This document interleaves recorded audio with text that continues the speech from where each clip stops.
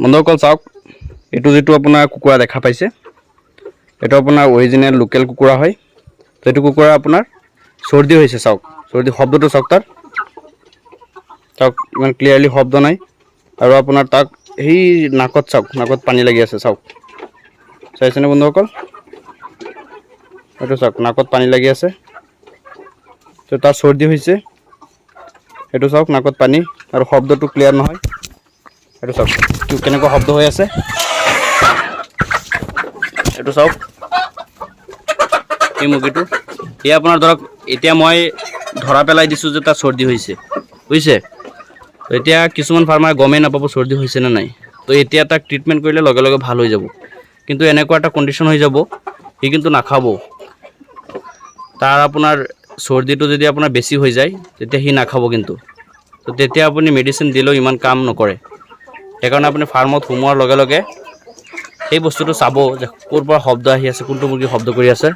চাওক এইটো এতিয়াই খাই আছে, কি ইমান আপোনাৰ তাৰ সৰ্দিটো মানে ইমান ইফেক্ট কৰা নাই তাৰ গাটোত। চাওক,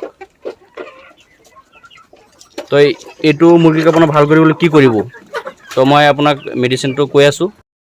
তো বন্ধুসকল, এই মুৰ্গীটোক আপুনি যিটো দেখা পাইছে সৰ্দি হৈছে, তাক কি কৰিব, আপোনাৰ যিটো নহৰু আছে, নহৰু আৰু আপোনাৰ মিঠাতেল আৰু ক'লা জিৰা, যিটো ব্লেক চিড বুলিও জনা যায়, সেই তিনিটা একলগত লৈ আপোনাৰ এটা চামুচ বা কিবা পাত্ৰত আপুনি গৰম কৰিব। গৰম এনেকৈ কৰিব যাতে নহৰুটো আপোনাৰ যিটো নহৰু আছে তাৰ পৰা ৰস গুটিখিনি ওলাই যায়, ওলাই গৈ তেলৰ লগত মিক্স হৈ যায়। আৰু যিটো আপোনাৰ মানে ব্লেক চিড দিব, ক'লা জিৰা, ব্লেক জিৰাটো, সেই জিৰাটো যাতে আপোনাৰ মানে ভালকৈ আপোনাৰ ফ্ৰাই হৈ যায়। ফ্ৰাই হোৱা মানে কি তাৰ ভিতৰত যিটো আপোনাৰ ৰস আছিলে, এইটো মুৰ্গী আপোনাৰ এই যিটো তেল আছে, তেলৰ লগত আপোনাৰ মিক্স হৈ যাব। তো তেলৰ লগত মিক্স হৈ গ'লে সেই মিক্সিংটো আপুনি কি কৰিব, মুৰ্গীক এটা ড্ৰপৰ ভিতৰত ভৰাই তাক আপুনি মৰ্ণিং আৰু ইভিনিং খুৱাই দিব। এনেকৈ 3 দিন কৰিলে ভাল হৈ যায়। চাওক এইটো চাওক চৰ্দি, তাৰ চৰ্দিটো চাওক আপোনালোকে। সি কিন্তু এতিয়া হেপ্পী আছে, অলপ পিছত কিন্তু তাৰ বেয়া হৈ যাব অৱস্থা। এনেকৈ যদি আমাৰ নতুন ফাৰ্মাৰ বা যিকোনো পুৰণা ফাৰ্মাৰেও যদি ধৰিব নোৱাৰে, ধৰা পেলাব নোৱাৰে চৰ্দি, এই চৰ্দি 3-4 দিন পিছত, CRD লৈ মানে ৰূপান্তৰিত হয়। সেইকাৰণে আপোনালোকে এই ট্ৰিটমেণ্টটো কৰিব পাৰে, 1 টকাও নাযায়, কম খৰচত, পইচা পাতিও নাযায়। চাওক, তো এইখিনি আছিলে ক'বলগীয়া সৰু এটা ভিডিঅ'।